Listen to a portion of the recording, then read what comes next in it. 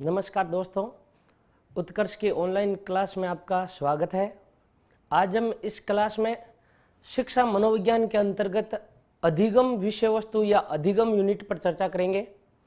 ये जो टॉपिक है अधिगम वाला, ये अधिगम वाला REET, second grade, first grade, HM, CTET सभी प्रतियोगिताओं परीक्षाओं के लिए महत्वपूर्ण है और ये सभी जितने भी शिक्षक भर्ती परीक्षाएं हैं उन सब में यह टॉपिक कॉमन है।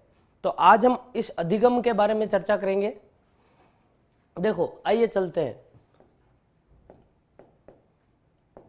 हम आज पढ़ेंगे अधिगम के बारे में।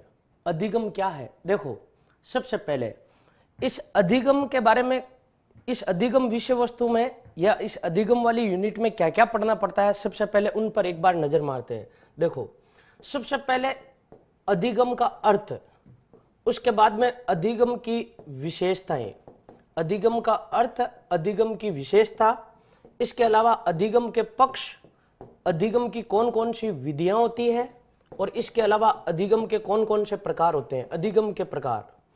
इसके अलावा इसमें अधिगम की कुछ परिभाषाएं भी है, अधिगम की परिभाषा, और इसके अलावा कारक, यानी वह कारक जो अधिगम को प्रभावित करते हैं, अधिगम को प्रभावित करने वाले कारक।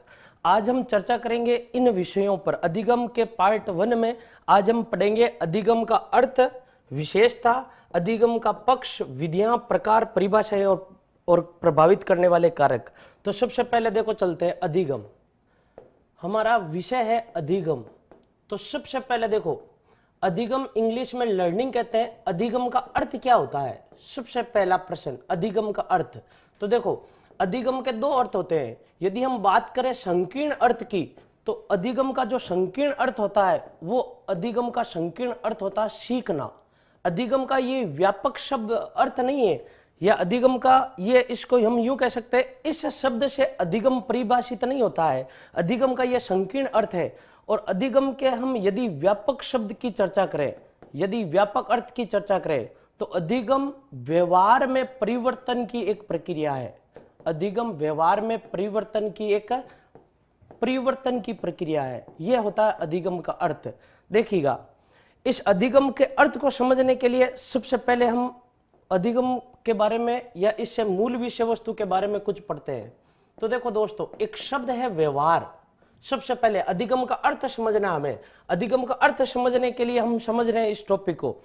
अधिगम का अर्थ समझने के लिए हमें सबसे पहले व्यवहार को समझना होगा कि व्यवहार होता है क्या है। देखो, जब से मनोविज्ञान की उत्पत्ति हुई है, मनोविज्ञान में जो सबसे पहला जो विज्ञान आया है वो है आत्मा का विज्ञान। आत्मा के विज्ञान के बाद में जो विज्ञान आया है उस विज्ञान का नाम है मन या मस्तिष्क का विज्ञान। और उसके बाद में जो विज्ञान आया है उस विज्ञान का नाम है चेतना का विज्ञान। और वर्तमान में जो मनोविज्ञान में विज्ञान चल रहा है वो है व्यवहार का विज्ञान। अब देखिएगा, इस व्यवहार के विज्ञान को जो लेकर आया उसका नाम है जॉन ब्रोडस वॉटसन अर्थात जेबी वॉटसन। जेबी वॉटसन सबसे पहले लेकर आया और इन्होंने कहा कि मनोविज्ञान क्या है? मनोविज्ञान व्यवहार का विज्ञान है। लेकिन दोस्तों देखिएगा, सन 1905 में एक व्यक्ति था जिसका नाम था विलियम मैकडूगल। William McDougall. और इस विलियम मैकडूगल ने अपनी पुस्तक आउटलाइन ऑफ साइकोलॉजी में सबसे पहले व्यवहार शब्द का प्रयोग किया। यहां पर देखो, दो कंफ्यूजन वाले तथ्य है। एक, व्यवहार शब्द का सबसे पहले प्रयोग किसके द्वारा किया गया? विलियम मैकडूगल के द्वारा। कब किया गया? सन 1905 में। और किस पुस्तक में किया? उस पुस्तक का नाम था outline of psychology. Outline of psychology अर्थात मनोविज्ञान की एक अवधारणा, ये इसकी पुस्तक थी। इस पुस्तक में इन्होंने व्यवहार शब्द का सबसे पहले प्रयोग करके कहा कि व्यवहार वह है जो भी प्राणी क्रिया करता है और वह क्रिया बाह्य रूप में जो दिखाई देती है हमें, उसे हमें क्या कहते हैं? व्यवहार कहते हैं। इस व्यवहार शब्द को परिभाषित किया था। लेकिन बाद में वॉटसन एक व्यवहार का नया विज्ञान लेकर आया और वॉटसन के विचारों से जो वाद निकला, और वही वाद सन 1913 में व्यवहारवाद कहलाया। तो देखिएगा दोस्तों, व्यवहारवाद के जनक कौन है? जेबी वॉटसन। और व्यवहार शब्द का सबसे पहले प्रयोग किसने किया? विलियम मैकडूगल ने। और व्यवहार का विज्ञान लेकर कौन आया था? जेबी वॉटसन। तो देखो, आगे देखो, इस व्यवहार में यदि परिवर्तन होता है, देखिएगा, व्यवहार समझ में आ गया व्यवहार क्या होता है? यानी इस व्यक्ति की जो भी क्रिया बाह्य रूप में आपको दिखाई देती है, यानी व्यक्ति द्वारा की जाने वाली वह क्रिया जो बाह्य रूप में दिखाई देती है, वो क्रिया इस व्यक्ति की क्या कहलाता है? व्यवहार कहलाता है। देखो, इस व्यवहार में जब भी परिवर्तन आता है, इस व्यवहार में जब भी परिवर्तन आता है, तो परिवर्तन हमें यह दर्शाता है कि मान लो ये एक व्यक्ति है, पहला कोई कार्य नहीं करता था, अब वो कार्य कर रहा है। इसका मतलब पहले नहीं करता था, अब वो व्यक्ति ऐसा कार्य कर रहा है। इसका मतलब है यह है कि इसकी क्रिया में क्या आया? परिवर्तन आया। ये परिवर्तन यदि 3 कारणों से आता है, कितने कारणों से? 3 कारणों से आता है। पहला कारण है अभ्यास। ये परिवर्तन यदि 3 कारणों से आता है, अभ्यास, दूसरा है प्रशिक्षण, और तीसरा जो कारण है वो है अनुभव। यदि व्यक्ति के व्यवहार में परिवर्तन अभ्यास, प्रशिक्षण और अनुभव के कारण आता है, और ये जो परिवर्तन है, ये परिवर्तन अस्थायी नहीं बल्कि स्थायी हो, तब उसको हम अधिगम कहते हैं। तो देखो, अधिगम की परिभाषा क्या होगी? अधिगम की परिभाषा ये होगी कि अभ्यास, प्रशिक्षण और अनुभव के कारण व्यक्ति के व्यवहार में आए स्थायी परिवर्तन को क्या कहते हैं? हम अधिगम कहते हैं। तो देखो, अधिगम की परिभाषा को समझने के लिए व्यक्ति का व्यवहार और व्यवहार में होना चाहिए कौन सा परिवर्तन? स्थायी परिवर्तन। यदि व्यक्ति के व्यवहार में स्थायी परिवर्तन है तो ही अधिगम है, पहली शर्त ये। दूसरी बात, ये परिवर्तन किस में आना चाहिए? व्यवहार में आना चाहिए। और ये परिवर्तन यदि 3 कारणों से आया है, पहला कारण अभ्यास, दूसरा कारण प्रशिक्षण और तीसरा कारण अनुभव, तो इसे हम क्या कहते हैं? अधिगम कहते हैं। देखिएगा, व्यक्ति के व्यवहार में परिवर्तन और भी अनेक कारणों से आता है। व्यक्ति के व्यवहार में अनेक परिवर्तन और भी अन्य कारण है जिनके कारण आता है। जैसे देखिएगा, परिपक्वता, एक शब्द है परिपक्वता, एक शब्द है बीमारी, थकान, नंबर 3 थकान, और नंबर 4 संवेगात्मक विकास। देखिएगा, संवेगों का जब भी विकास होने लगता है धीरे धीरे, तो इसको हम बोलते हैं संवेगात्मक विकास। मादक पदार्थों का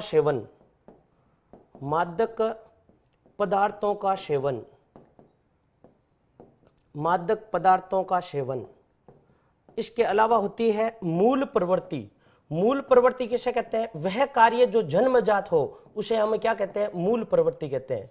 तो देखो दोस्तों, समझिए, एक तो आपको समझना है इनके बारे में। सबसे पहले अधिगम की परिभाषा होगी तो होगी क्या?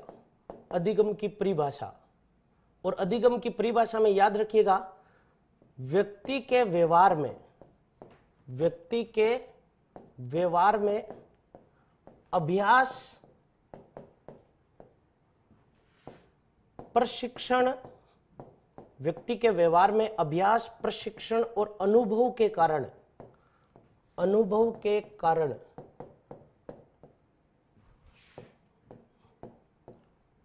व्यवहार में आए, व्यक्ति के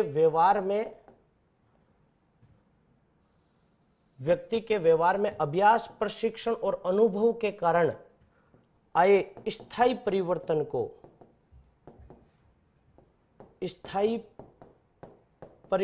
को अधिगम कहते हैं।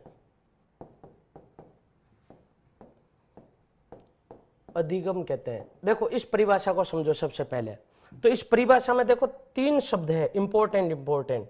वो 3 शब्द ये है, एक तो है प्रशिक्षण, दूसरा जो शब्द है वो है अनुभव, और तीसरा जो शब्द है वो है अभ्यास। याद रखिएगा, दूसरा इसमें एक शब्द है स्थायी परिवर्तन, और तीसरा एक शब्द है इसमें व्यवहार। देखिएगा, अधिगम होता है क्या है? यदि अधिगम को समझना है तो सबसे पहले हमें यह समझना होगा कि अधिगम है क्या, अधिगम की परिभाषा क्या है। तो अधिगम की परिभाषा में याद रखना, यदि आपके व्यवहार में स्थायी परिवर्तन है तो ही अधिगम है, वरना अधिगम नहीं है। दूसरी बात, ये परिवर्तन इन 3 कारणों से आया है तो ही अधिगम है, वरना अधिगम नहीं है। और वो परिवर्तन किस में आना जरूरी है? व्यवहार में, तब उसे हम क्या कहते हैं? अधिगम कहते हैं।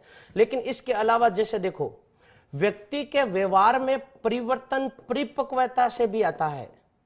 व्यक्ति के व्यवहार में जो परिवर्तन आता है वो किससे आता है? परिपक्वता से भी आता है। तो परिपक्वता होती क्या, जैसे देखो ये कोई एक व्यक्ति है, इस व्यक्ति की तो जब स्वस्थ था तब इसका व्यवहार अलग था, अब ये जो बीमार है तब इसका व्यवहार अलग है, यानी परिवर्तन है पहले वाले व्यवहार में अब वाले व्यवहार में। तो परिवर्तन किसमें, व्यवहार में परिवर्तन है, और इस व्यवहार में परिवर्तन का कारण क्या है, बीमारी। दूसरा एक है थकान, एक व्यक्ति जब तक थका हुआ नहीं रहता तब उसका व्यवहार अलग होता है, और कार्य कर कर थक जाता है तब उसके व्यवहार में परिवर्तन आ जाता है। तो यहां पर भी परिवर्तन का कारण क्या है, थकान। दूसरा एक कारण संवेगात्मक विकास, दूसरा संवेगात्मक विकास। देखिएगा संवेगों का जब भी विकास होता है, संवेगों का जब भी विकास होता है तो व्यक्ति के व्यवहार में क्या आता है, परिवर्तन आता है। जब छोटा बच्चा होता है तब उसके संवेग अलग होते हैं, और जब वो बड़ा होता है तब धीरे धीरे संवेगों का विकास होने लगता है। एक बच्चा जिसके हाथ में आप एक खिलौना दो और उसके बाद में उस बच्चे से वो खिलौना छीन लो, वो बच्चा रोने लगेगा, रोना मतलब क्रोध जताएगा, तो क्रोध क्या है, संवेग है। और वही बच्चा यदि बड़ा हो गया, किशोरावस्था में है, और उसके हाथ में कुछ वस्तु है उसको हमने छीन लिया है, तो वह व्यक्ति अब रोएगा नहीं, क्रोध नहीं जताएगा। क्यों, क्योंकि अब इस पर क्रोध अर्थात संवेगों का क्या हो गया, विकास। तो जब छोटा था तब वस्तु हाथ से छीनने पर वह रोने लगता था, लेकिन अब वह बड़ा हो गया, वस्तु हाथ से छीनने पर रो नहीं रहा। इसका मतलब क्या है, परिवर्तन। और इस परिवर्तन का जो कारण है वो कारण क्या है, संवेगात्मक विकास। देखिएगा एक होती है मूल प्रवृत्ति। मूल प्रवृत्ति किसे कहते हैं, जो जन्मजात प्रवृत्ति होती है उसे क्या कहते हैं, मूल प्रवृत्ति। जब बालक का जन्म होता है तब बालक का जो व्यवहार होता है वो मूल प्रवृत्तियों पर आधारित होता है, ऐसा हम पढ़ते हैं। मूल प्रवृत्तियों पर आधारित यानी वह कार्य जो जन्मजात हो उनको क्या कहते हैं, मूल प्रवृत्ति कहते हैं। जैसे कोई भी एक बालक प्याज काट रहा है तो उसके आंखों में क्या आएगा, आंसू आएगा, तो ये क्या है, मूल प्रवृत्ति है। जैसे बंदर आपके हाथ में रोटी देखता है, छीनने लगता है, ये क्या है, मूल प्रवृत्ति है। तो मूल प्रवृत्ति के कारण भी व्यवहार में परिवर्तन आता है, और उस परिवर्तन को हम अधिगम नहीं कहते हैं।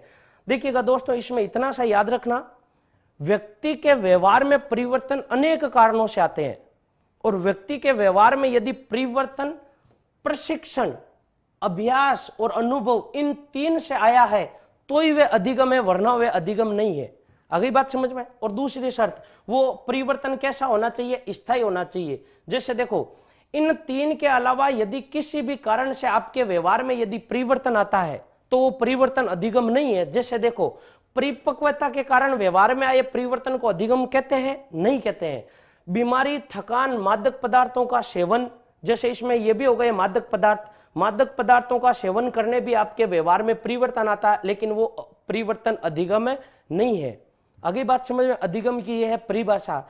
एक बार एक प्रश्न आया था रीट 2015 में, और प्रश्न यह था कि परिपक्वता के कारण व्यवहार में आया परिवर्तन अधिगम कहलाता है। ऑप्शन ए हाँ, ऑप्शन बी ना, ऑप्शन सी निश्चित, और ऑप्शन डी अनिश्चित। तो पूछा क्या था कि परिपक्वता के कारण व्यवहार में आए परिवर्तन को अधिगम कहते हैं, नहीं कहते हैं। अधिगम में आपको इतना से याद रखना, इन तीन कारणों से यदि आपके व्यवहार में परिवर्तन आता है तो ये अधिगम कहते हैं। अब देखिएगा एक प्रश्न ये भी है कि इन तीन कारणों से आए व्यवहार में परिवर्तन कोई अधिगम क्यों कहते हैं, इसके कारण या इनके कारण व्यवहार में जो परिवर्तन आता है उसको हम अधिगम क्यों नहीं कहते हैं। इसका कारण है, इनके कारण जो भी व्यवहार में परिवर्तन आएगा वो परिवर्तन स्थायी आएगा।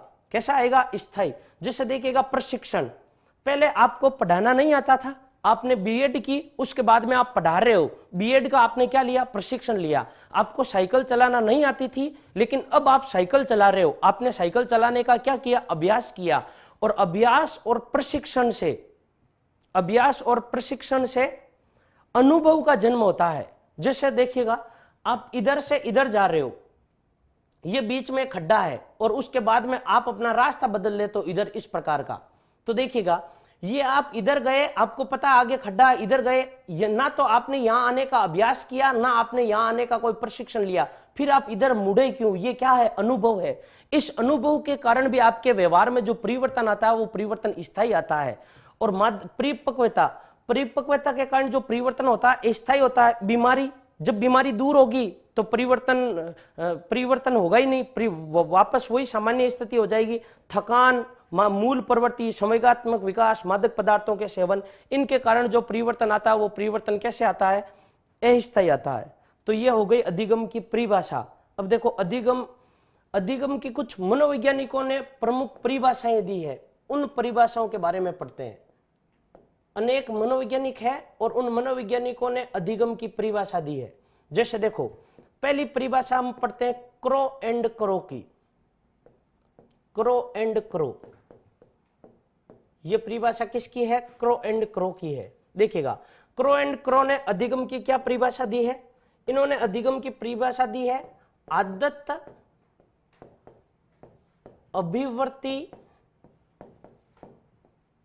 और ज्ञान का अर्जन करना। ज्ञान का अर्जन करना अधिगम कहलाता है। ज्ञान का अर्जन करना अधिगम कहलाता है। देखिएगा दोस्तों ये परिभाषा है किसकी? क्रो एंड क्रो की, और ये 2013 वाले पेपर में सेकंड ग्रेड में आ चुकी है। देखो क्रो एंड क्रो, ये एक मनोवैज्ञानिक है जिसका नाम है क्रो, और एक और है क्रो, एक है पति और दूसरी है उसकी पत्नी। तो देखो कुल कितने क्रो हो गए? 2 क्रो। 2 क्रो आपको कुल कितनी बातें बता रहे हैं? 3 बातें बता रहे हैं। 2 क्रो कितनी बातें बता रहे हैं? 3 बातें। पहली कौन सी है? आदत। दूसरी कौन सी? अभिवृत्ति। याद रखिएगा मनोविज्ञान में एक शब्द आता अभिवृद्धि और एक शब्द आता अभिवृत्ति। वृत्ति का अर्थ होता है नजरिया या दृष्टिकोण, और वृत्ति को मनोविज्ञान की भाषा में अभिवृत्ति कहा जाता है। एक शब्द होता है वृद्धि। वृद्धि का अर्थ होता बढ़ना, वृद्धि का अर्थ होता बढ़ोतरी या बढ़ना, और मनोविज्ञान की भाषा में वृद्धि को कहा जाता अभिवृद्धि। तो ये अभिवृद्धि नहीं है, ये अभिवृत्ति है, आपका नजरिया या दृष्टिकोण। और तीसरा एक ज्ञान या ज्ञान। यदि आप इन तीनों को ग्रहण करते हो, इन तीनों का यदि आप अर्जन करते हो, तो वो अर्जन क्या कहलाता है? अधिगम कहलाता है। ये परिभाषा किसने दी है? ये परिभाषा किसने दी है? क्रो एंड क्रो ने दी है। तो क्रो एंड क्रो की परिभाषा याद कैसे करोगे? तो देखो क्रो एंड क्रो सामान्य भाषा में हम यूं कहें तो बताओ कुल कितने कागले हैं? 2 कागले हैं। क्रो एंड क्रो, 2 कागले कितनी बातें बता रहे हैं? 3 बातें बता रहे हैं। कितनी बातें बता रहे हैं? 3 बातें।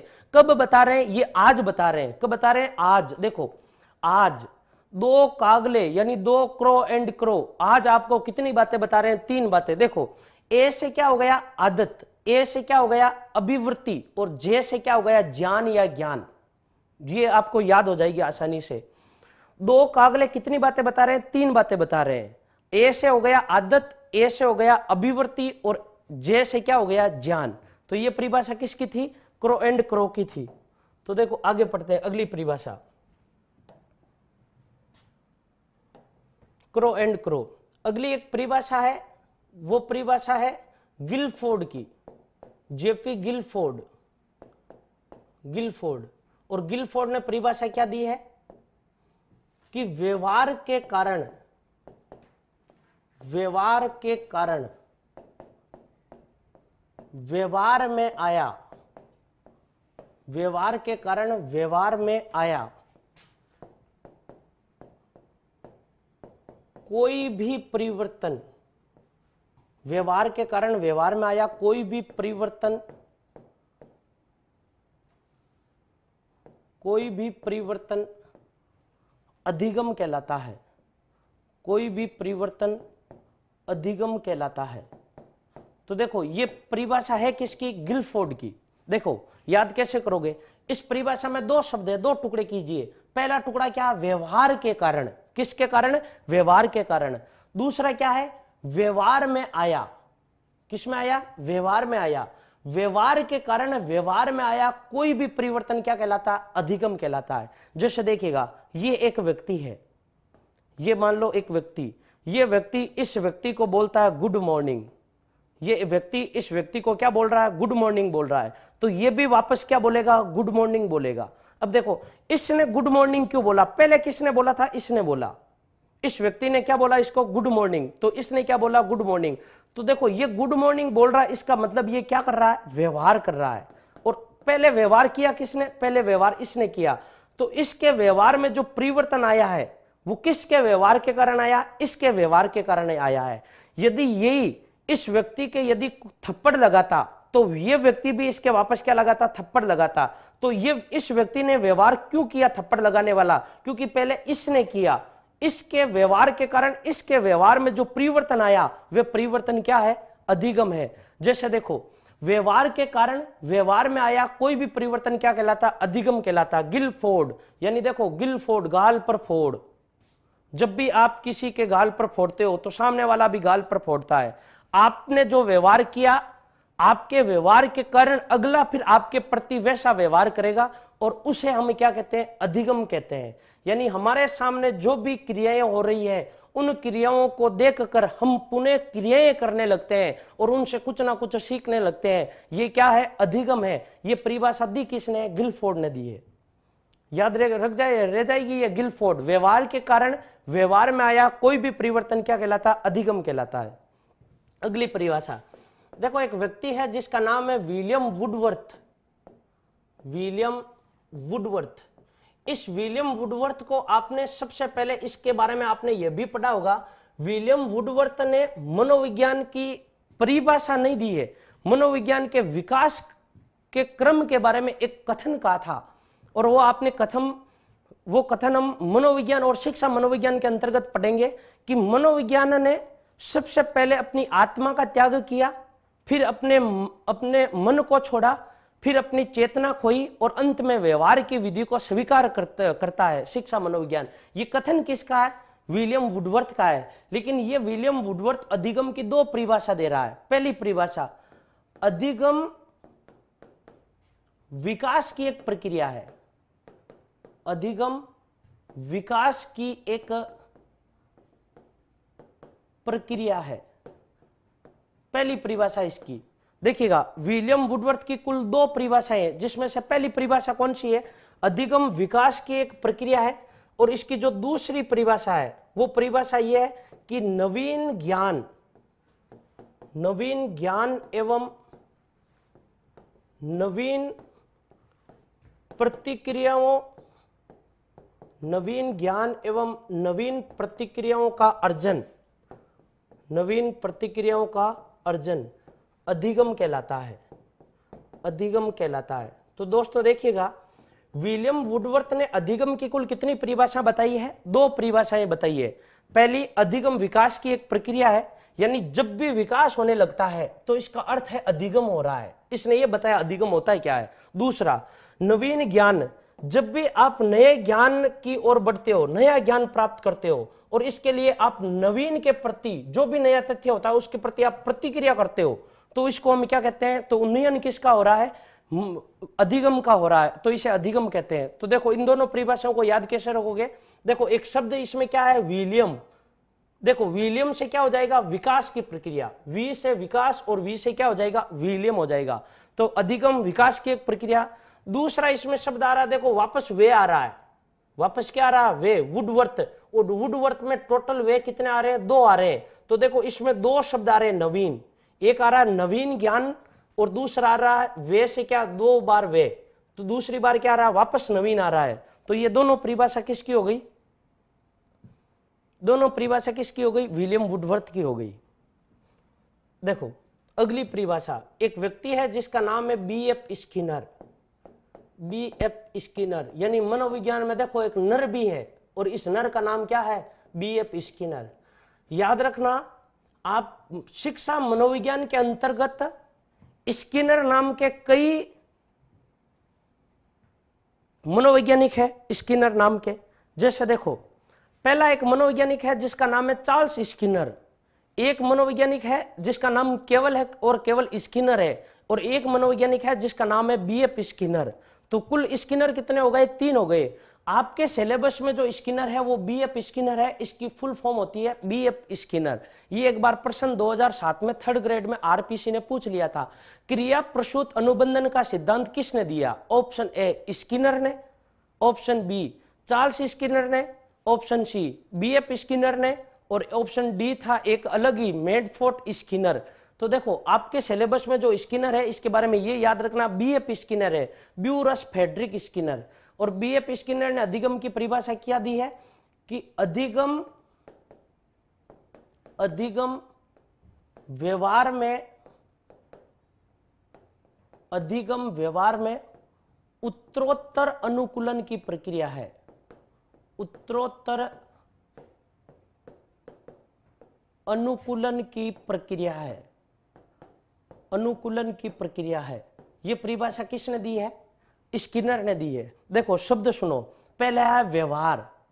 व्यवहार, अधिगम व्यवहार में उत्तरोत्तर अनुकूलन। उत्तरोत्तर का मतलब है वृद्धि दर वृद्धि। यानी देखो आप सीढ़ियां चढ़ रहे हो, आपने पहली सीढ़ी ये पार की, उसके बाद में ये सीढ़ी पार की, उसके बाद में ये सीढ़ी जा रहे हो, उसके बाद में यहां जा रहे हो। इसका मतलब आप चढ़ाई कैसे कर रहे हो? उत्तरोत्तर, एक के बाद में एक। अनुकूलन की प्रक्रिया, अनुकूलन का मतलब है यहां पर समायोजन। यदि आप ऐसा करते समय किसी भी विषय वस्तु के प्रति आप इस प्रकार की प्रक्रिया करते हो कि आप वृद्धि उत्तरोत्तर कर रहे हो, तो इसका मतलब वो क्या है? अधिगम है। और ये किसने कहा है बताओ? स्किनर ने। देखो स्किनर में क्या है? नर है। और देखो उत्तरोत्तर अनुकूलन की प्रक्रिया कौन कर सकता है? केवल नर ही कर सकता है, इसके अलावा दूसरा नहीं कर सकता। मनोविज्ञान में उत्तरोत्तर अनुकूलन की प्रक्रिया कौन कर सकता है? नर कर सकता है। क्योंकि मनोविज्ञान एक ऐसा विषय है जिसमें पक्षी के व्यवहार का अध्ययन किया जाता है, जिसमें पशु के व्यवहार का अध्ययन किया जाता है, जिसमें मानव के व्यवहार का अध्ययन किया जाता है। तो मानव, पशु और पक्षी, इन तीनों में से उत्तरोत्तर अनुकूलन की प्रक्रिया किसके पास में होती है? नर के पास में होती है। तो देखो बीएफ स्किनर की परिभाषा क्या है? अधिगम व्यवहार में उत्तरोत्तर अनुकूलन की प्रक्रिया है। अगली परिभाषा देखो, एक मनोवैज्ञानिक है और उस मनोवैज्ञानिक का नाम है आइजेंक। मनोवैज्ञानिक का नाम क्या है? आइजेंक। और आइजेंक कहता है कि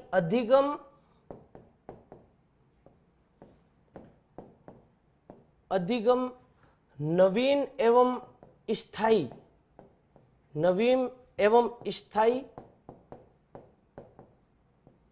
परिवर्तन, नवीन एवं स्थायी परिवर्तन के अंतर्गत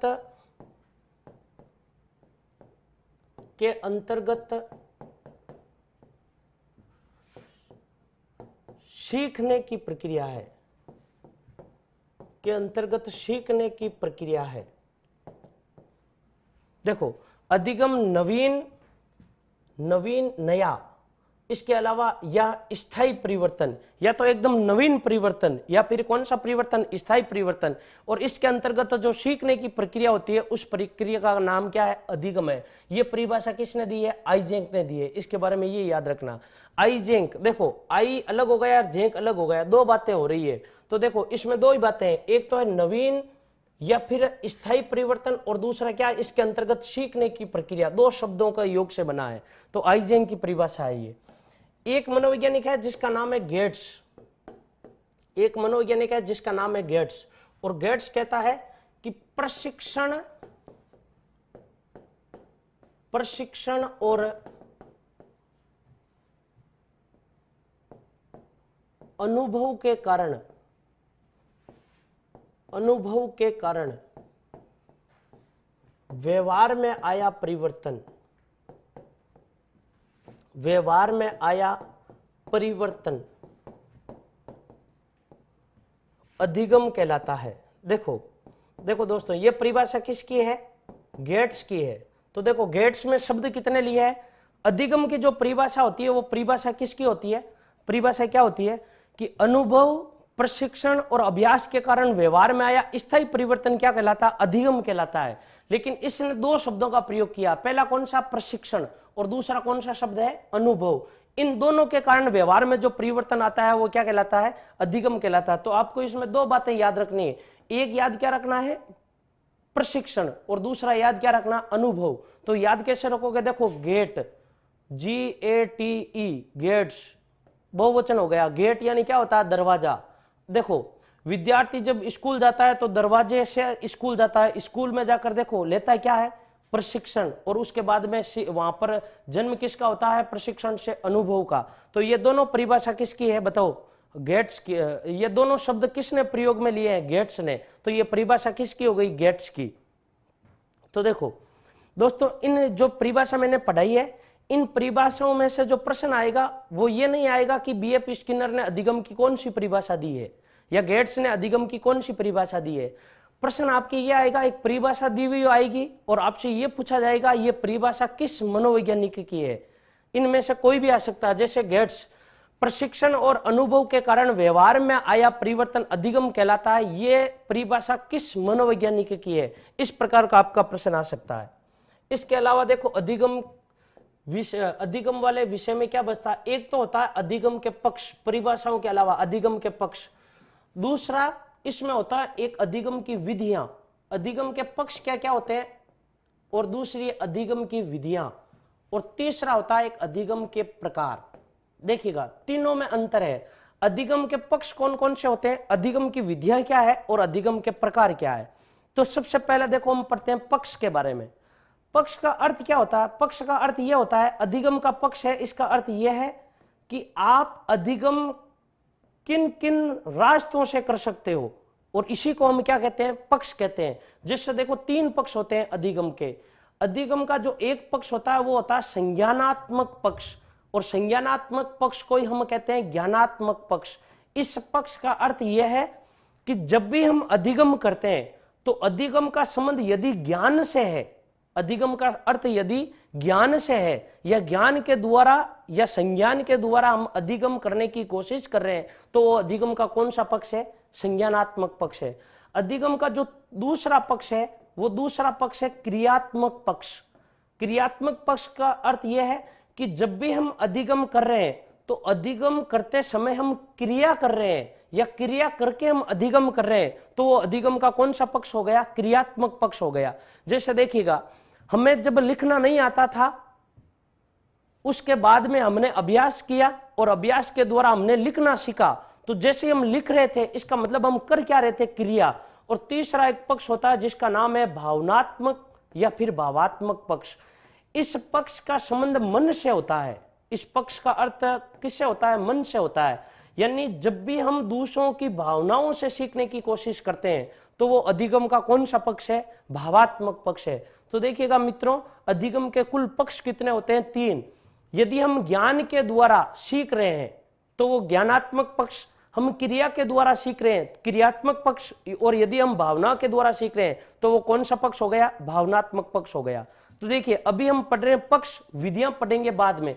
इससे पहले प्रकार, प्रकार में देखो अधिगम का एक प्रकार है जिसका नाम है गामक अधिगम। अधिगम का एक प्रकार है जिसका नाम है गामक अधिगम। और इस गामक अधिगम का अर्थ क्या होता है, गामक का अर्थ होता है शारीरिक। गामक का अर्थ क्या होता है, शारीरिक। देखिएगा शरीर की विभिन्न क्रियाओं के द्वारा जब हम अधिगम करते हैं तो वो शारीरिक अधिगम या फिर उसे हम कहते हैं गामक अधिगम। दूसरा अधिगम का जो प्रकार है उस प्रकार का नाम है प्रतिबोधनात्मक अधिगम। प्रतिबोधनात्मक अधिगम। और अधिगम का जो तीसरा प्रकार है वो तीसरा प्रकार है संकल्पनात्मक अधिगम। संकल्पनात्मक अधिगम। देखो इन प्रकारों के बारे में हम बाद में चर्चा करेंगे। आपको अभी इतना याद रखना है, अधिगम के 3 पक्ष हैं और अधिगम के 3 प्रकार है। अधिगम के जब भी हम पक्षों की बात करते हैं और अधिगम में जब भी हम प्रकार की बात करते हैं तो इन दोनों के द्वारा हम अधिगम करते हैं। यदि हम अधिगम गामक के द्वारा कर रहे हैं और यदि हम अधिगम संज्ञानात्मक या इन तीनों में से कोई से भी एक तरीके से कर रहे हैं या इनसे भी यदि हम कौन से भी एक तरीके से कर रहे हैं, तो अधिगम करते समय या तो हम करते हैं अनुकरण, दूसरे की नकल करके सीखते हैं, या फिर हम जो सीखते हैं वो किसके द्वारा सीखते हैं, सूझ से सीखते हैं, या फिर हम सीखते हैं तो किससे द्वारा सीखते हैं, अभ्यास के द्वारा सीखते हैं, या फिर हम सीखते हैं तो किससे सीखते हैं, भूल कर सीखते हैं, भूल के आधार पर सीखना। देखो अनुकरण के द्वारा सीखते हैं तो अधिगम की जो विधि है वो विधि कौन सी हो गई, अनुकरण विधि। और हम सूझ के द्वारा सीखते हैं तो अधिगम क्या हो गया, सूझ विधि वाला हो गया। और अभ्यास के द्वारा सीख रहे हैं तो क्या हो गया, अभ्यास आधारित अधिगम की विधि। और भूल के आधार पर सीख रहे हैं तो भूल आधारित विधि। यह है अधिगम की विधियां। यानी अधिगम जिन तरीकों से हम करते हैं वो तो क्या है, विधियां। और अधिगम हम कैसे करते हैं ये क्या है, अधिगम के पक्ष है। और अधिगम करने का जो रास्ता होता है, अधिगम किसके द्वारा किया जा सकता है, ये अधिगम के 3 प्रकार। तो हम अधिगम के एक एक प्रकार के बारे में विस्तृत रूप से चर्चा करेंगे।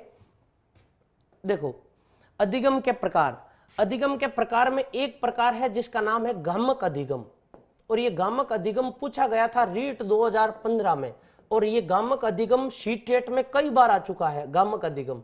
दूसरा जो अधिगम होता है उस अधिगम का नाम है प्रतिबोधनात्मक अधिगम, प्रतिबोधनात्मक अधिगम।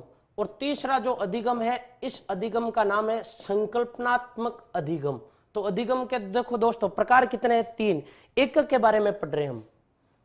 देखो गामक अधिगम, गामक का अर्थ क्या होता है, शरीर या फिर शारीरिक।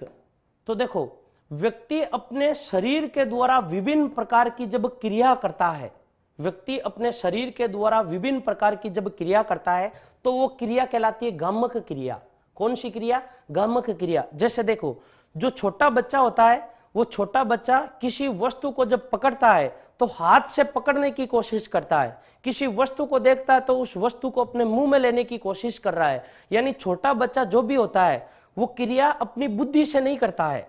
छोटे छोटे बच्चों में मानसिक विकास बहुत कम होता है, अर्थात मन का विकास नहीं होता है, मस्तिष्क का इतना पूर्ण विकास नहीं होता है। इस कारण जो भी क्रिया करते हैं वो क्रिया किसके द्वारा करते हैं, शरीर के द्वारा करते हैं। और शरीर के द्वारा की जाने वाली क्रिया क्या कहलाती है, गामक क्रिया। और गामक क्रियाओं के द्वारा जो अधिगम होता है वो अधिगम कौन सा कहलाता है, अधिगम गामक अधिगम कहलाता है। देखो गामक अधिगम जब भी किया जाता है तो गामक अधिगम के लिए जिस विधि का प्रयोग किया जाता है उस विधि का नाम है अनुकरण विधि। देखिएगा शरीर के द्वारा जब भी अधिगम किया जाता है, शरीर के जिन भागों के द्वारा जब भी अधिगम किया जाता है, जैसे देखो ये पेन है, इस पेन को यदि पकड़ने की कोशिश करें तो वो कौन सा अधिगम है, गामक अधिगम है। और गामक अधिगम किस विधि के द्वारा, अनुकरण विधि के द्वारा। गामक अधिगम करते कौन है, गामक अधिगम जिस अवस्था में सर्वाधिक होता है उस अवस्था का नाम है शैशव अवस्था। शैशव अवस्था में क्यों होता है, क्योंकि इस अवस्था में बच्चे का मानसिक विकास अर्थात बुद्धि का विकास नहीं होता है। नहीं होता है तो बच्चा कोई भी क्रिया करता है तो शरीर पर आधारित क्रिया करता है, और प्रत्येक क्रिया आधारित होती है अनुकरण पर। छोटे बच्चे की जो भी क्रिया होती है वो किस पर होती है, अनुकरण पर आधारित होती है। छोटे बच्चे के सामने आप बोलते हो बोलो कालिया, तो वो क्या बोलता है, सामने वापस कालिया बोलता है। जैसा आप बोलोगे, छोटे बच्चे को आप बोलते हो बोलो पापा, तो छोटा बच्चा वापस क्या बोलता है, पापा। यानी कौन सी विधि है, देखो अनुकरण विधि।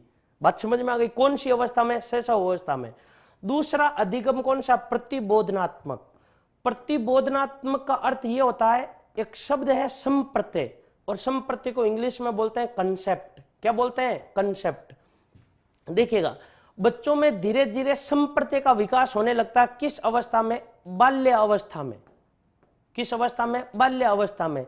ये संप्रत्यय होता है क्या है, सबसे पहले समझो। मस्तिष्क में बनने वाला मानसिक बिंब, किसमें बनने वाला, मस्तिष्क में बनने वाला, मस्तिष्क में बनने वाला बिंब। यानी हम इसको सरल भाषा में यूं कह सकते हैं कि हमारे मस्तिष्क में यदि किसी इमेज का निर्माण हो रहा है, यदि किसी फोटो का निर्माण हो रहा है तो वो क्या कहलाता है, संप्रत्यय कहलाता है। जैसे देखो मैं आपके सामने एक शब्द बोलता हूं, जैसे देखो आपके सामने एक शब्द बोला जाता, कोई भी एक शब्द बोला जाता जैसे हाथी, तो आपके मस्तिष्क में हाथी की क्या आती है, इमेज आती है। इसका मतलब हाथी का कंसेप्ट आपके मस्तिष्क में क्या है, क्लियर है। जब बच्चा इस प्रकार से सीखने लगता है, प्रत्येक विषय वस्तु को ऐसे पढ़ता है जैसे उस विषय वस्तु की अपने मस्तिष्क में इमेज, प्रतिमा या बिंब या संप्रत्यय का निर्माण करने लगता है, तो वो अधिगम कौन सा अधिगम हो गया, प्रतिबोधनात्मक अधिगम हो गया। इसमें प्रत्येक विषय वस्तु का क्या होता है, बोध किया जाता है, समझा जाता है, उसकी प्रतिमा बनाई जाती है, तो उसे कौन सा अधिगम कहते हैं, प्रतिबोधनात्मक अधिगम कहते हैं। तीसरा एक प्रकार है संकल्पनात्मक अधिगम। संकल्पनात्मक अधिगम है क्या, देखो बच्चा जो ही बड़ा होता है किशोरावस्था में, तो बच्चे के मस्तिष्क में निर्माण किसका होने लगता है, संकल्पना का। यानी सामान्य भाषा में हम जिसको कल्पना कहते हैं उसी को क्या कहा जाता है, मनोविज्ञान की भाषा में संकल्पना कहा जाता है। और इस संकल्पना का अर्थ यह होता है कि जो ही बच्चे के मस्तिष्क का विकास होता है, जो ही बच्चे का मस्तिष्क का विकास होता है, इस मस्तिष्क में विभिन्न विषय वस्तु को देखने पर, जितने भी प्रकार की विषय वस्तु देखता है, उस विषय वस्तु को देखने पर उसके मस्तिष्क में विभिन्न प्रकार की कल्पनाएं आती है, और वो कल्पना यह दर्शाती है कि बालक के मानसिक विकास या किसी भी बालक का मानसिक विकास चरम सीमा पर है, और कोई भी बालक किशोरावस्था में होता है तो किसी भी विषय वस्तु को देखता है तो उस विषय वस्तु के बारे में अनेक प्रकार की कल्पनाएं उत्पन्न होती है, और कल्पनाओं के फलस्वरूप बच्चा उस विषय वस्तु को सीखने का प्रयास करता है, और वो संकल्पनात्मक अधिगम कहलाता है। तो ये अधिगम के 3 देखो मित्रों क्या थे, प्रकार थे। ये जो अधिगम का प्रकार है, ये जो अधिगम का प्रकार है गामक अधिगम, इसके बारे में ये याद रखना, ये अधिकांश बच्चे करते हैं शैशव अवस्था में।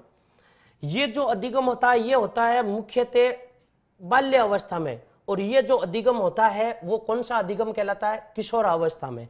इसके अलावा इनके बारे में हम और भी चर्चा कर सकते हैं। जैसे देखो जो गामक अधिगम है, वो गामक अधिगम किस विधि पर आधारित होता है, अनुकरण विधि पर आधारित होता है। इसमें सबसे इंपॉर्टेंट ये है, गामक अधिगम किस विधि पर आधारित होता है, यानी शैशवावस्था में छोटे छोटे शैशवावस्था में जो बालक होते हैं वो कैसे सीखते हैं, अनुकरण के द्वारा। इसमें प्रश्न ऐसे भी पूछे जा सकते हैं कि छोटे छोटे बच्चे किन क्रियाओं के द्वारा सीखते हैं, तो छोटे छोटे बच्चे गामक क्रियाओं के द्वारा सीखते हैं, शारीरिक क्रियाओं के द्वारा सीखते हैं, या छोटे छोटे बच्चे किन विधियों के द्वारा सीखते हैं, किस विधि के द्वारा सीखते हैं, तो अनुकरण विधि के द्वारा सीखते हैं। जैसे देखिएगा, यदि आप किसी छोटे बच्चे को बैठाकर उसको समझाते हो, और यदि उसको अन्य विधि से समझाते हो कि सूझ आधारित विधि पर उसको आप एक लंबा व्याख्यान देते हो, तो बच्चे के समझ में नहीं आएगा, अनुकरण के द्वारा ही सीख सकता है। जो प्रतिबोधनात्मक अधिगम होता है, इस अधिगम के लिए जो विधि चलती है वो चलती है भूल यानी प्रयत्न और भूल की विधि। इस दौरान व्यक्ति क्या करता है, विभिन्न प्रकार के प्रयत्न करता है बाल्य अवस्था में, और बार बार में भूल जाता है, इस प्रकार से सीखने की कोशिश करता है। और इस अवस्था में बच्चा जिस विधि पर आधारित सीखता है वो सूझ विधि, यानी किशोरावस्था, मानसिक विकास लगभग पूर्ण हो चुका होता है किशोरावस्था में, 16 वर्ष में या फिर 18 या 16 वर्ष की आयु में। और इस आयु में बच्चा जो भी सीखता है वो किसके द्वारा सीखता है, सूझ के द्वारा सीखता है। तो ये 3 क्या थे, अधिगम के प्रकार थे। अब देखो हम आगे पढ़ते हैं अधिगम की विशेषताएं। अधिगम की विशेषताएं क्या क्या होती है। यहां से जब भी प्रश्न आता है तो प्रश्न इस प्रकार से आता है, निम्नलिखित में से अधिगम के बारे में कौन सा कथन सत्य नहीं है अधिगम की विशेषताओं में। तो देखो एक एक विशेषता पढ़ते हैं अधिगम की। सबसे पहले अधिगम एक प्रक्रिया है। अधिगम एक प्रक्रिया है। देखो दोस्तों इसका अर्थ क्या होता है, अधिगम एक प्रक्रिया है। इसका अर्थ यह होता है कि अधिगम करने के लिए आपको एक निश्चित प्रक्रिया के द्वारा गुजरना पड़ेगा। अधिगम तब होगा जब आप अभ्यास करोगे। मैंने अधिगम की परिभाषा में आपको पढ़ाया था कि अभ्यास, प्रशिक्षण और अनुभव के कारण यदि व्यवहार में स्थायी परिवर्तन होगा तो ही अधिगम होगा, वरना अधिगम नहीं होगा। तो ये एक अधिगम की क्या हो गई, प्रक्रिया हो गई। इसका अर्थ है अधिगम एक क्या है, प्रक्रिया है। दूसरा, अधिगम सदैव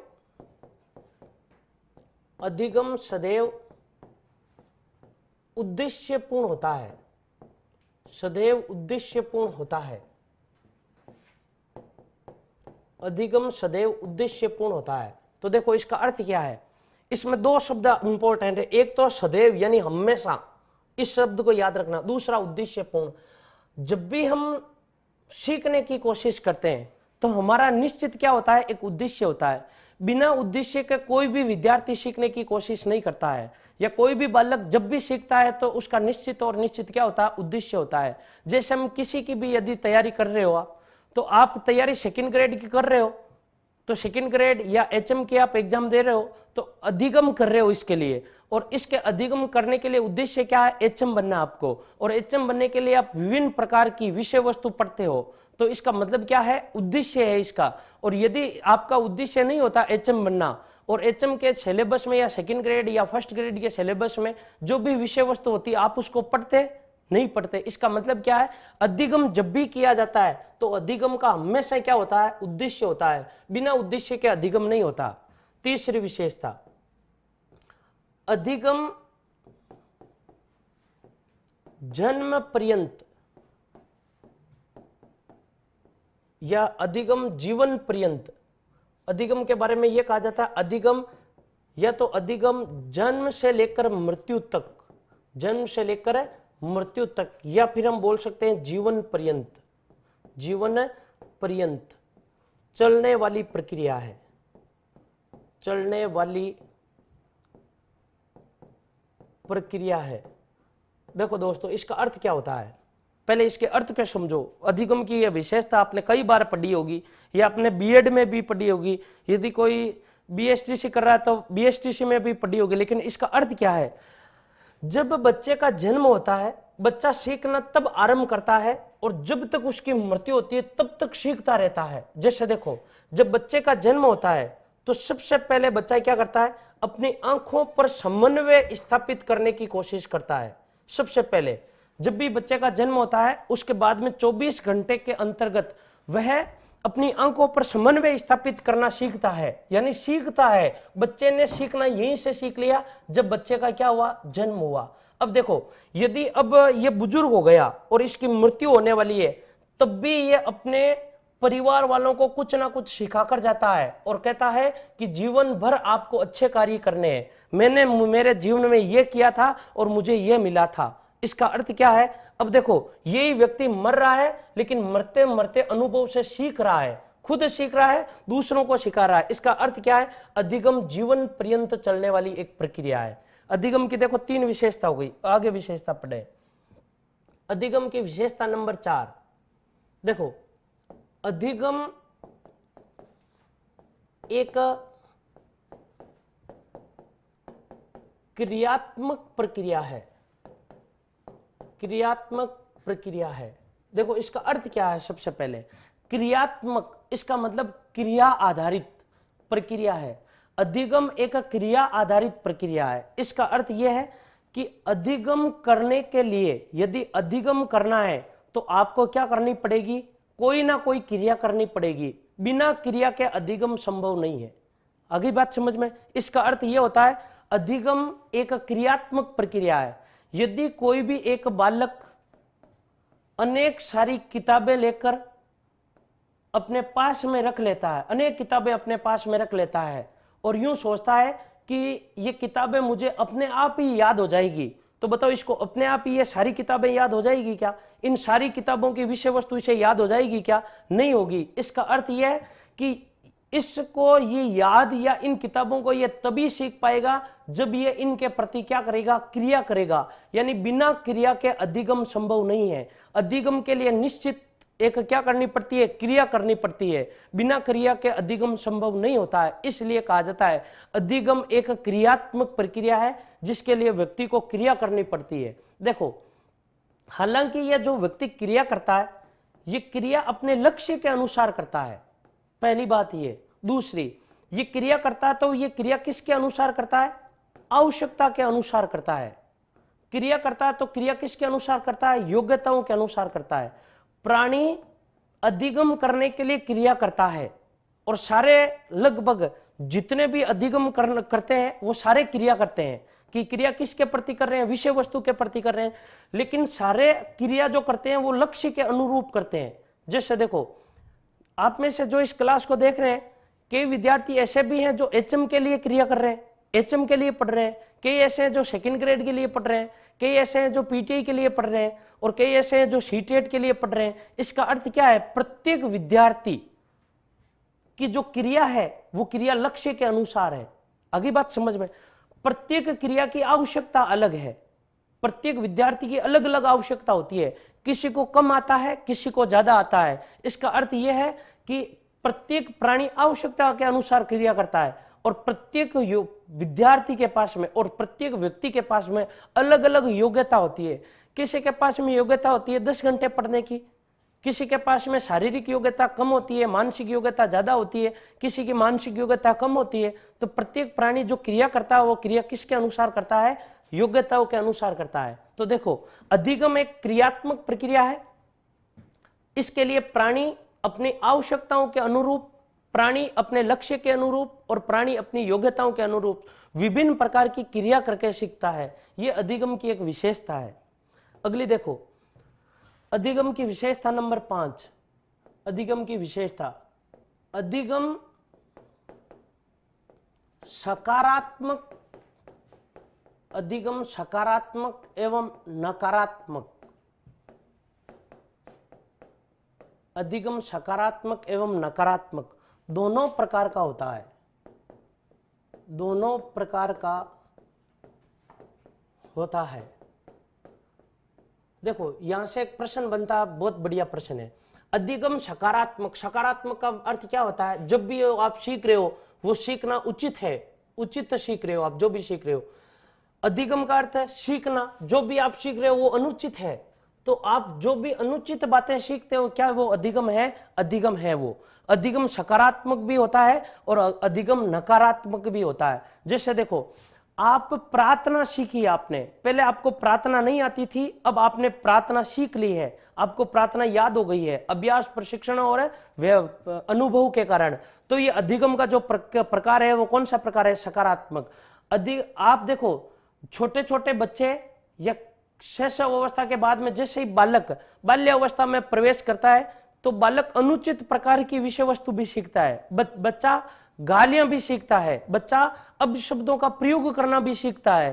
तो क्या वह अधिगम नहीं है? वह भी अधिगम है। और इसमें आपको ये याद रखना, इसमें महत्वपूर्ण बात यह है कि अधिगम सकारात्मक हो चाहे अधिगम नकारात्मक हो, व्यक्ति अधिगम को समाज में सीखता है, या अधिगम जो होता है वो कहां होता है? समाज में होता है। इसलिए कहा जाता है अधिगम सकारात्मक हो चाहे नकारात्मक हो, अधिगम हमेशा समाज के सापेक्ष होता है।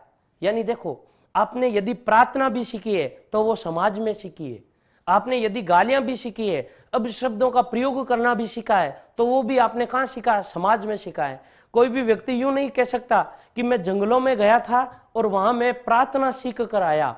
कोई भी व्यक्ति यूं नहीं कह सकता कि मैं पहाड़ियों के ऊपर चढ़ा था और वहां पर मैंने अब शब्दों का प्रयोग करना सीखा था। यानी अधिगम सकारात्मक भी होता है, नकारात्मक भी होता है, दोनों प्रकार का होता है। और समाज के कैसे होता है? सापेक्ष होता है। अगली विशेषता देखो, अगली विशेषता यह है अधिगम एक स्वाभाविक प्रक्रिया नहीं है, स्वाभाविक प्रक्रिया नहीं है। यह प्रश्न आ रखा है आरटेट में, आरटेट में यह प्रश्न आ रखा था अधिगम के बारे में कौन सा कथन सत्य नहीं है, तो उसमें आया था अधिगम एक स्वाभाविक प्रक्रिया है। स्वाभाविक का मतलब यह है नेचुरल, इसका अर्थ यह हो गया कि मूल प्रवृत्ति पर आधारित। किस पर आधारित है? मूल प्रवृत्ति पर, स्वाभाविक प्रक्रिया है। यानी अधिगम स्वाभाविक प्रक्रिया नहीं है। कैसे? देखो स्वाभाविक का मतलब होता अपने आप। क्या अधिगम अपने आप हो जाता बिना क्रिया करे ही? नहीं होता, अधिगम के लिए कोई ना कोई क्रिया करनी पड़ती है। इसका अर्थ यह है कि अधिगम स्वाभाविक प्रक्रिया नहीं है, अधिगम अस्वाभाविक प्रक्रिया है। अगली विशेषता देखो, अधिगम में कई प्रकार की विधियां सम्मिलित हो सकती है। विधियां कौन सी? सीखने की, यानी अधिगम की विधियां सम्मिलित हो सकती है, देखो इसका अर्थ क्या है? जब भी आप अधिगम करते हो तो अधिगम कई विधियों के द्वारा हो सकता है। अधिगम करने के लिए हजारों विधियां हैं। जैसे देखो कई विद्यार्थी ऐसे होते हैं जो जब भी पढ़ते हैं तो बार बार लिख कर पढ़ते हैं, लिख कर पढ़ते हैं। कई अभ्यर्थी ऐसे होते हैं जो लिख कर नहीं पढ़ते हैं, केवल पढ़कर पढ़ते हैं। कई विद्यार्थी ऐसे होते हैं जो अनुकरण के द्वारा पढ़ते हैं, सूझ के द्वारा पढ़ते हैं, भूल और प्रयास के द्वारा सीखते हैं। तो देखो अधिगम की कई प्रकार की विधियां हो सकती है सीखने की। इसके अलावा अधिगम के बारे में यह भी कहा जाता है अधिगम में अध्यापक मित्र मंडली, अधिगम में अध्यापक मित्र मंडली और इसके अलावा एक परिवार, इन तीनों की महत्वपूर्ण भूमिका होती है। अधिगम में इन तीनों की महत्वपूर्ण भूमिका। जैसे देखो अध्यापक, यदि किसी भी व्यक्ति से यह पूछ लो कि वो व्यक्ति सफल है, उस व्यक्ति से सफलता का कारण पूछो तो वो सफलता का कारण इन तीनों में से एक को बताएगा। या तो कहेगा मेरी सफलता का कारण ये अध्यापक था, या ये बताएगा मेरी सफलता का कारण मेरा वो मित्र था, या मेरी सफलता का कारण मेरा परिवार है। इसका अर्थ क्या है? यदि कोई व्यक्ति अधिगम करता है तो अध्यापक, मित्र मंडली और परिवार, इन तीनों की महत्वपूर्ण भूमिका होती है। और यदि कोई व्यक्ति अधिगम नहीं कर पा रहा है तो इसका भी कारण इन तीनों में से एक होता है। मित्र मंडली भी होती है, कई बार विद्यार्थी मित्रों के कारण, मित्र मंडली के कारण अधिगम नहीं कर पाता है। परिवार की दिशा और दशा उचित नहीं होने के कारण अधिगम नहीं कर पाता है। इसका अर्थ यह है कि अधिगम को ये तीनों प्रभावित करते हैं। अधिगम को जो सर्वाधिक प्रभावित करते हैं ये तीनों पक्ष करते हैं। परिवार, यदि किसी व्यक्ति का परिवार बहुत अच्छा है तो इसका मतलब क्या? अधिगम अच्छा कर पाएगा। यदि किसी व्यक्ति की मित्र मंडली अच्छी है तो वो अधिगम अच्छा कर पाएगा। यदि किसी व्यक्ति की मित्र मंडली बुरी है, इसका अर्थ क्या है? वो अधिगम पर मित्र मंडली का प्रभाव पड़ेगा और अधिगम नहीं कर पाएगा। तीनों का प्रभाव पड़ता है अधिगम पर। अगली देखो, अधिगम सदैव नवीन नहीं होता है। देखो महत्वपूर्ण विशेषता अधिगम की, अधिगम सदैव नवीन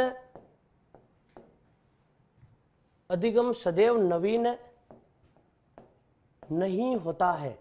देखो इसका अर्थ क्या होता है? जब भी आप सीखने की कोशिश करते हो, जब भी आप अधिगम करने की कोशिश करते हो, जो भी आप सीख रहे हो ये जरूरी नहीं है कि ये आपके लिए नया हो। आपने मान लो सबसे पहले इस विषय वस्तु को, इस पुस्तक को पढ़ा और ये पुस्तक आपने पूरी याद कर ली, इसका मतलब इस पुस्तक का आपने क्या कर लिया? सीखना, अधिगम कर लिया। इसी पुस्तक को आप यदि 1 महीने बाद में वापस पढ़ रहे हो तो जो भी अब आप पढ़ रहे हो तो पढ़ाई कर रहे हो, इसका मतलब यह अधिगम कर रहे हो या नहीं कर रहे हो? अधिगम तो कर रहे हो, लेकिन क्या नहीं कर हो पा रहा है? नवीन अधिगम नहीं है। आपको यह याद रखना है। यानी देखो, आज मैं आपको अधिगम पढ़ा रहा हूं तो आपने क्या किया? अधिगम पढ़ा है, सीखा है कुछ ना कुछ। दूसरे दिन या कल मैं आकर वापस यही विषय वस्तु आपको पुनः पढ़ूं तो क्या आपने अधिगम नहीं किया? अधिगम तो किया है, लेकिन कल यही विषय वस्तु जब पुनः पढ़ूं तो जब आप पुनः पढ़ रहे हो तब वो आपके लिए नवीन नहीं है, आपके लिए वो पुराना है। तो इसका अर्थ यह है कि अधिगम पुराना भी हो सकता है और अधिगम नया भी हो सकता है, अर्थात अधिगम सदैव नवीन नहीं होता है। अगली विशेषता देखो, अधिगम व्यवहार में परिवर्तन की प्रक्रिया है। यह परिभाषा में से ही समझ में आ गई थी।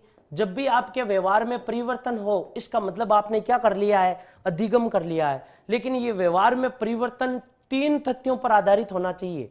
पहला अभ्यास, दूसरा अनुभव और तीसरा प्रशिक्षण।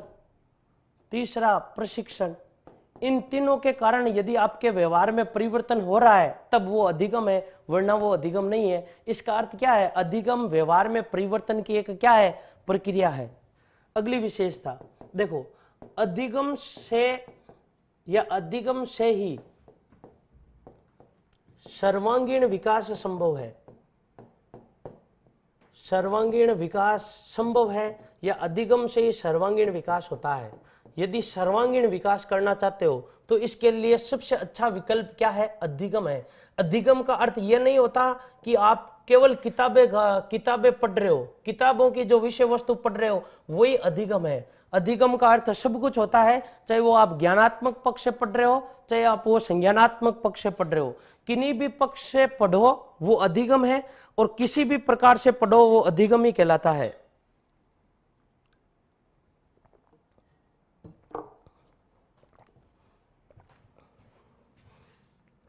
इसके अलावा देखो, अधिगम के पक्ष, अधिगम की विशेषता हो गई।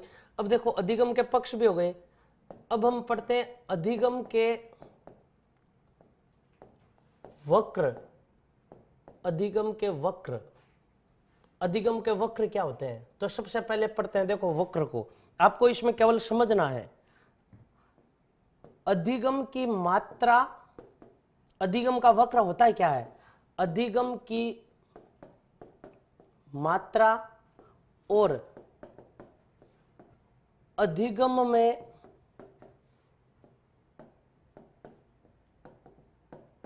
लगने वाले अधिगम की मात्रा, एक तो क्या हो गई अधिगम की मात्रा, यानी आपने कितना अधिगम किया कितना नहीं किया। दूसरा क्या हो गया अधिगम में लगने वाले समय, यानी इस मात्रा में आपको कितना समय लगा। अधिगम की मात्रा और अधिगम में लगने वाले समय के मध्य परस्पर बंधन हो, परस्पर बंधन हो, और इस बंधन को रेखांकित करने पर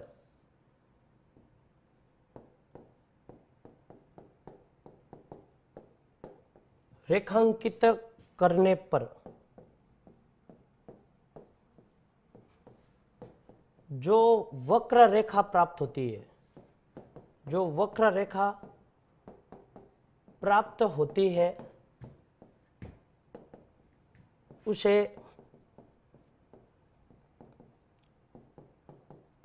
अधिगम का वक्र या अधिगम की वक्र रेखा कहते हैं, अधिगम का वक्र कहते हैं। तो देखो पहले इसको आपको समझना, अधिगम का वक्र है क्या। इसमें दो बातें हैं अधिगम के वक्र में, दो बातें याद रखो आप। एक तो है अधिगम की मात्रा, अधिगम की मात्रा, और दूसरा इसमें अधिगम में लगने वाला समय। देखो दोनों को, यदि आप कोई भी विषय वस्तु पढ़ रहे हो, यानी आप एक अध्याय पढ़ रहे हो, तो पहली बात है आप एक अध्याय पढ़ रहे हो या आपने 2 अध्याय पढ़ा है या आपने 3 अध्याय याद कर लिया है, कुल आपने कितने अध्याय याद किए। हो सकता है यूनिट, और इसमें हो सकता है आपके अधिगम की मात्रा में कुछ भी आ सकता है, अध्याय आ सकता है, यूनिट आ सकती है, पूरा का पूरा एक पुस्तक आ सकती है, बुक आ सकती है। यानी अधिगम की मात्रा, यानी आपने कुल कितने अध्याय पढ़े हैं। अधिगम में लगने वाला समय, यानी आपने मान लो 1 अध्याय पढ़ा है और अधिगम में लगने वाला समय कुल कितने घंटों में, 2 घंटों में। आ गई बात समझ में। ये आपकी कहानी है कि आपने 1 घंटे में, यानी आपने 2 घंटे में अधिगम में लगने वाला समय और अधिगम की मात्रा, यानी 1 अध्याय आपने 2 घंटों में 1 अध्याय पढ़ा है। मान लो कोई दूसरा एक विद्यार्थी है जो 2 अध्याय 1 घंटे में याद कर लेता है। तो देखो अधिगम की मात्रा और अधिगम में लगने वाले समय आप में और उसमें अंतर है या नहीं है, अंतर है। इन दोनों को रेखांकित करने पर, यानी अधिगम की मात्रा और अधिगम में लगने वाले समय, इन दोनों के मध्य एक परस्पर बंधन होता है कि कितना समय लग रहा है और कितनी अधिगम की मात्रा हो रही है।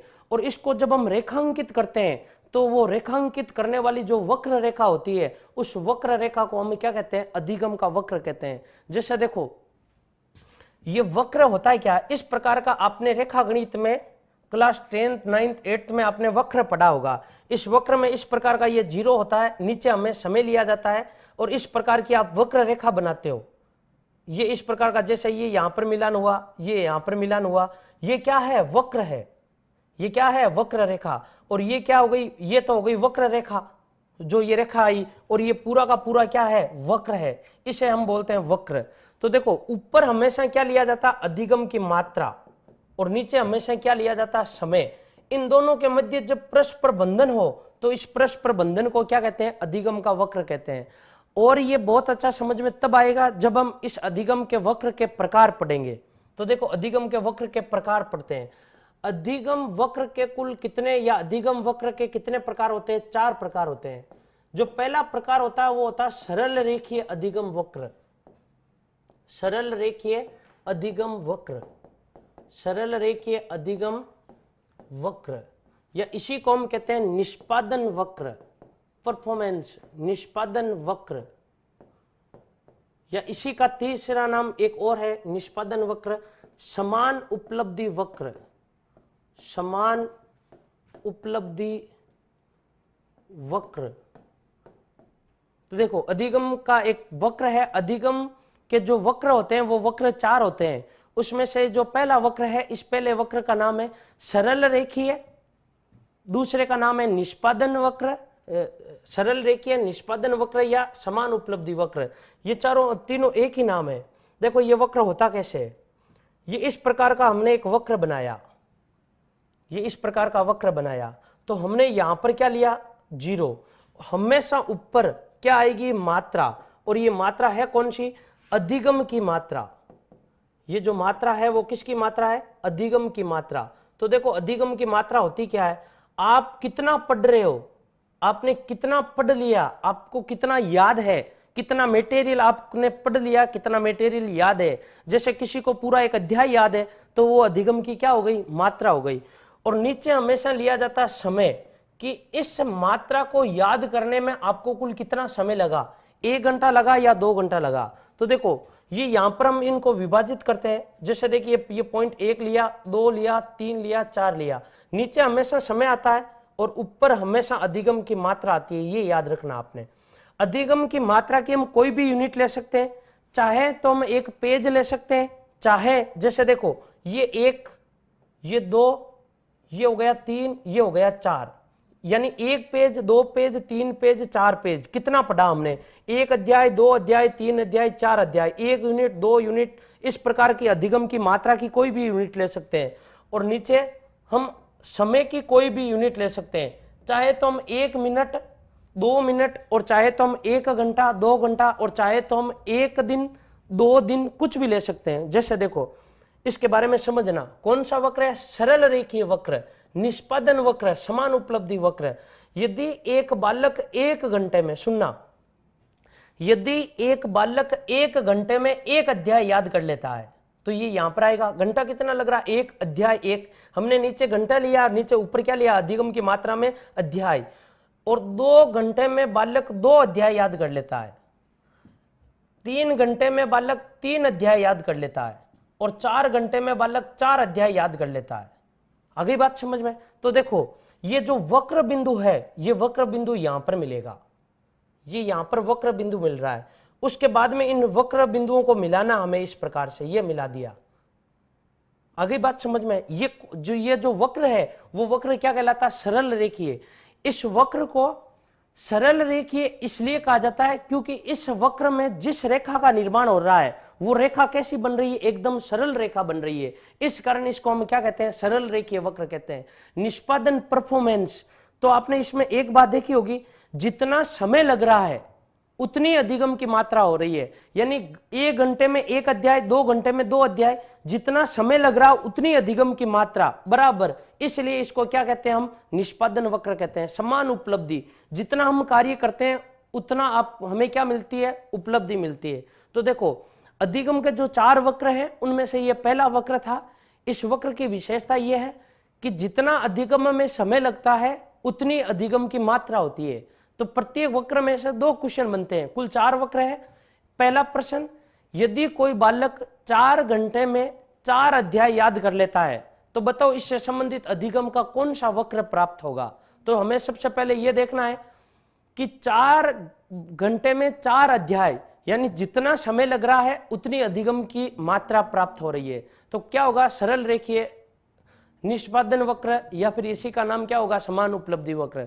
दूसरा क्वेश्चन, उस वक्र का नाम बताइए जिसमें जितना अधिगम में समय लगता है उतनी अधिगम की मात्रा होती है। यानी जितना समय लग रहा है उतनी अधिगम की क्या हो रही है, मात्रा। उस वक्र का नाम, तो उस वक्र का नाम क्या होगा, सरल रेखीय निष्पादन वक्र या समान उपलब्धि वक्र।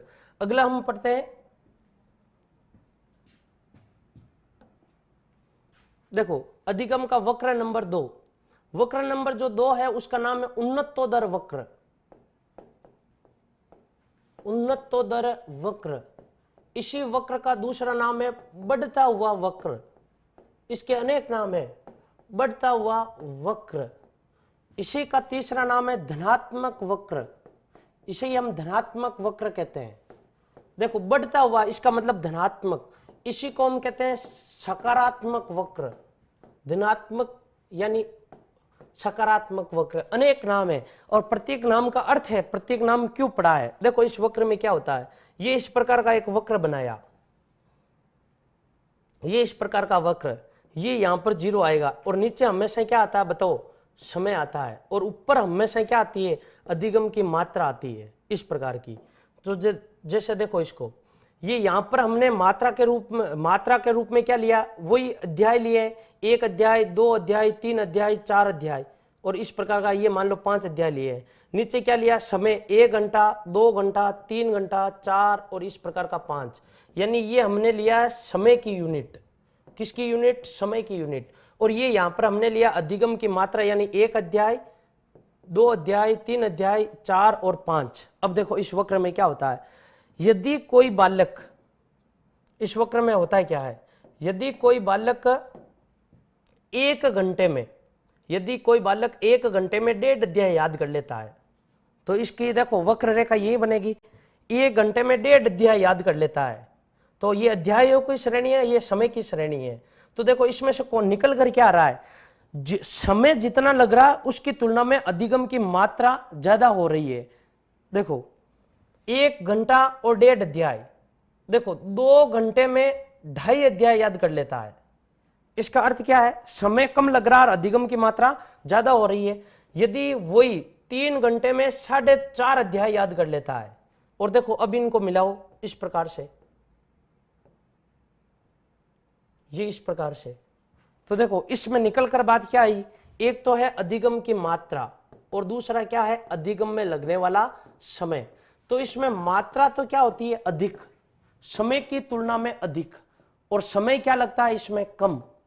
तो उस वक्र का नाम बताओ जिसमें समय कम लगता है और अधिगम की मात्रा अधिक होती है, उस वक्र का नाम क्या है, उन्नतोदर वक्र। ये जो वक्र रेखा है ये बढ़ती हुई है, धनात्मक है, सकारात्मक है, देखो सकारात्मक, बढ़ती हुई, धनात्मक, उन्नतोदर।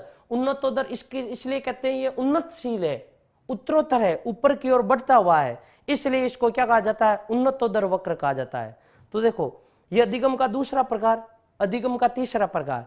इस प्रकार में यदि प्रश्न आता है तो कैसे आएगा, यदि कोई बालक 2 घंटे में 3 अध्याय याद कर लेता है, यदि कोई बालक 2 घंटे में 3 अध्याय याद कर लेता है, तो बताओ उससे संबंधित अधिगम का कौन सा वक्र प्राप्त होगा। तो देखो समय कितना है, 2 घंटे, अध्याय कितने हैं, 3, यानी समय कम और अध्याय ज्यादा, मात्रा ज्यादा, इसका मतलब कौन सा वक्र होगा, बढ़ता हुआ वक्र होगा। अधिगम का तीसरा वक्र, अधिगम का जो तीसरा वक्र है उसका नाम है नतोदर वक्र। अधिगम का जो तीसरा वक्र है उस वक्र का नाम है नतोदर वक्र। इसी का दूसरा नाम है घटता हुआ वक्र, वो बढ़ता हुआ था और ये कौन सा है, घटता हुआ वक्र, घटता हुआ वक्र। इसी का नाम है ऋणात्मक वक्र, ऋणात्मक वक्र। और इसी का तीसरा नाम क्या है, नकारात्मक वक्र, नकारात्मक वक्र। देखो इस वक्र में क्या होता है, ये इस प्रकार का वक्र, ये यहां पर क्या है 0, और ये ऊपर हमेशा अधिगम की मात्रा और ये नीचे क्या है, समय। तो नीचे हम क्या लेंगे, समय की यूनिट, ये इस प्रकार की समय की यूनिट ले ली हमने, 1 घंटा वही 4 घंटे ले लिए, यहां पर 4 अध्याय ले लिया। अब देखो इसमें क्या होता है, एक बालक यदि 1 घंटे में आधा अध्याय याद कर पाता है, यदि एक बालक 1 घंटे में आधा अध्याय याद कर पाता है और 2 घंटे में 1.5 अध्याय याद कर लेता है और 3 घंटे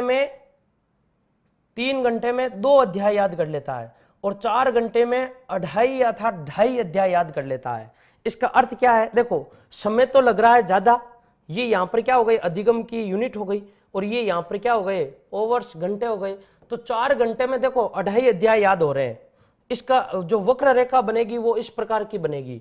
तो बताओ ये वक्र रेखा घटती हुई है या बढ़ती हुई है, घटती हुई है, इस कारण इसे क्या कहा जाता है, घटता हुआ वक्र कहा जाता है। तो घटता हुआ वक्र क्या होता है, ऋणात्मक या फिर धनात्मक, नतोदर यानी नेगेटिव। इसका अर्थ क्या है, इस वक्र में देखो 2 बातें, इस वक्र में 2 बातें, एक तो है मात्रा और दूसरा क्या है, समय। इस वक्र में मात्रा तो क्या होती है, कम, और इस वक्र में समय क्या लगता है, अधिक। तो उस वक्र का नाम बताओ जिसमें मात्रा कम होती है और समय अधिक होता है, उस वक्र का नाम क्या है, नतोदर वक्र। यदि यहां से अवबोध पर आधारित कोई क्वेश्चन आता है तो अवबोध पर आधारित क्वेश्चन कैसे आएगा, ऐसे आएगा, यदि कोई बालक 4 घंटे में 2 ही अध्याय याद कर पाता है तो बताओ इससे संबंधित अधिगम का कौन सा वक्र प्राप्त होगा। तो इससे संबंधित अधिगम का जो वक्र प्राप्त होगा उसका नाम क्या होगा, नतोदर वक्र। तो देखो अधिगम के कितने वक्र पढ़ लिए, 4 वक्र पढ़ लिए, 3 वक्र पढ़ लिए। अधिगम का ये कौन सा वक्र है, चौथा वक्र है, और जो चौथा वक्र है उसका नाम है मिश्रित वक्र। कौन सा वक्र, मिश्रित वक्र। और इसी वक्र का जो दूसरा नाम है वो है सर्पिलाकार वक्र। कौन सा वक्र, सर्पिलाकार वक्र, और इंग्लिश में इसे बोलते हैं S type curve. S type curve, इस वक्र को बोलते हैं एस टाइप कर्व। एस का मतलब है shaped type curve. S type curve इस वक्र को क्यों कहा जाता है? जैसे देखो ये एक वक्र बनाया हमने, अब देखो एस टाइप इसलिए कहा जाता है क्योंकि इस वक्र में लगभग इस प्रकार की रेखा बनती है, इस प्रकार की वक्र रेखा बनती है। तो जो रेखा वक्र रेखा बन रही है इस वक्र में, तो वो वक्र रेखा किस प्रकार की? एस टाइप की। इस कारण इसे क्या कहा जाता है? एस टाइप कर्व है, शेपेड टाइप। देख रहे हैं इसमें इसी प्रकार की बनेगी। इस वक्र में होता है क्या है, ये जीरो, ये समय की यूनिट, नीचे हमेशा समय की यूनिट आती है और ऊपर अधिगम की हमेशा मात्रा आती है। तो इस वक्र में देखो, इस वक्र में याद रखना, इस वक्र में आरंभ में समय कम लगता है, समय ज्यादा लग रहा है और अधिगम की मात्रा कम हो रही है। यानी देखो एक बालक एक घंटे में, एक बालक एक घंटे में कुल कितने अध्याय याद कर पा रहा है? एक घंटे में आधा अध्याय याद कर पा रहा है। इसका अर्थ क्या है? समय लग रहा है ज्यादा और अधिगम की मात्रा क्या हो रही है? कम।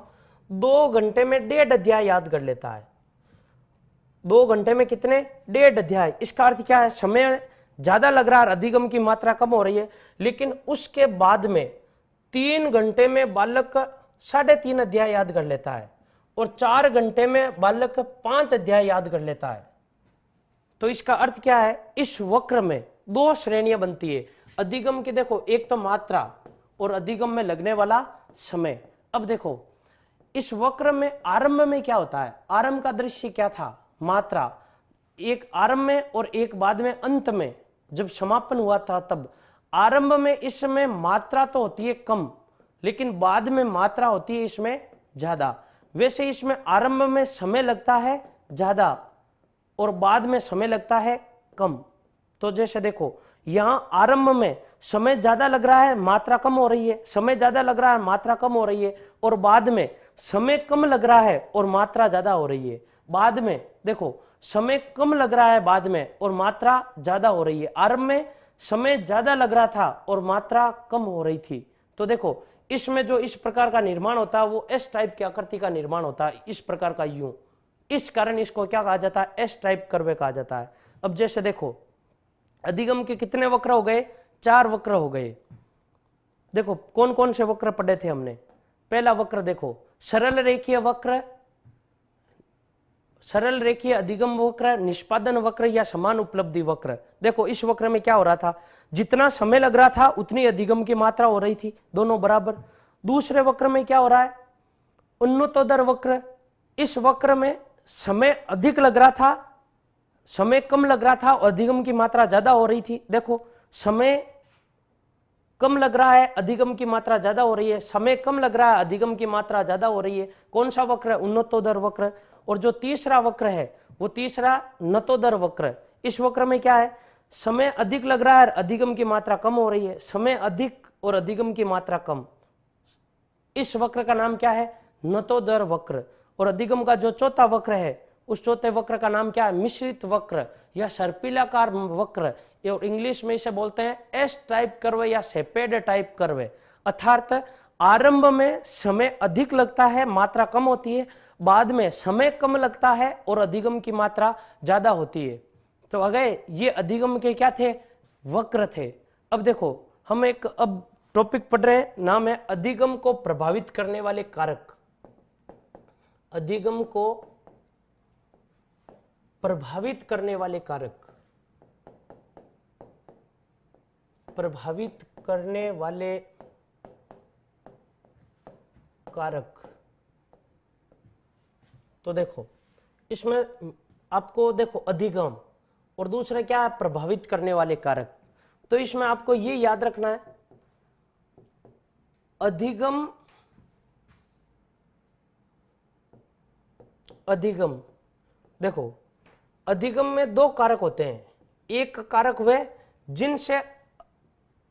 जिनसे अधिगम की गति कम हो जाती है, अधिगम के वह कारक जिनसे अधिगम की गति कम हो जाती है, और दूसरे वे जिनसे अधिगम की गति ज्यादा हो जाती है।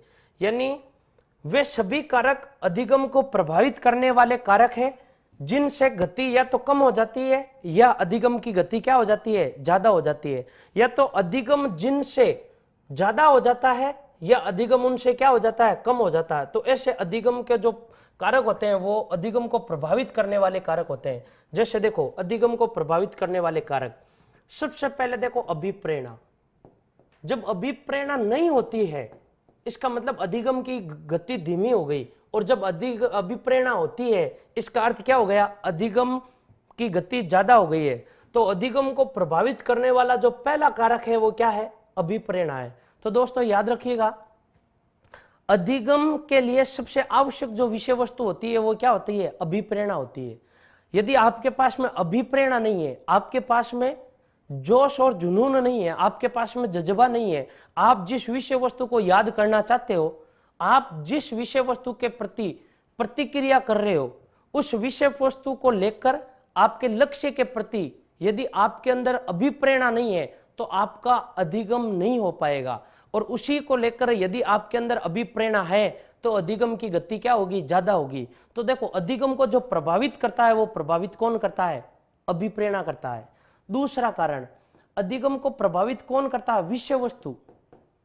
विषय वस्तु अधिगम को प्रभावित कैसे करती है, देखो आप अधिगम करने के लिए बैठे हो और विषय वस्तु मान लो सरल है, विषय वस्तु सुबोध है, विषय वस्तु सरल है, विषय वस्तु सुबोध है, और विषय वस्तु सामान्यीकृत है, विषय वस्तु सामान्यीकृत है, तो अधिगम कम होगा या ज्यादा होगा, अधिगम ज्यादा होगा। इसका मतलब, और विषय वस्तु यदि कठिन है, विषय वस्तु यदि बोधजन्य नहीं है, और विषय वस्तु यदि विशिष्टीकृत है तो अधिगम कम होगा। तो इसका अर्थ क्या है, अधिगम को प्रभावित कर कौन रही है, विषय वस्तु। अधिगम का जो तीसरा है अधिगम को प्रभावित करने वाला कारक वो है वातावरण।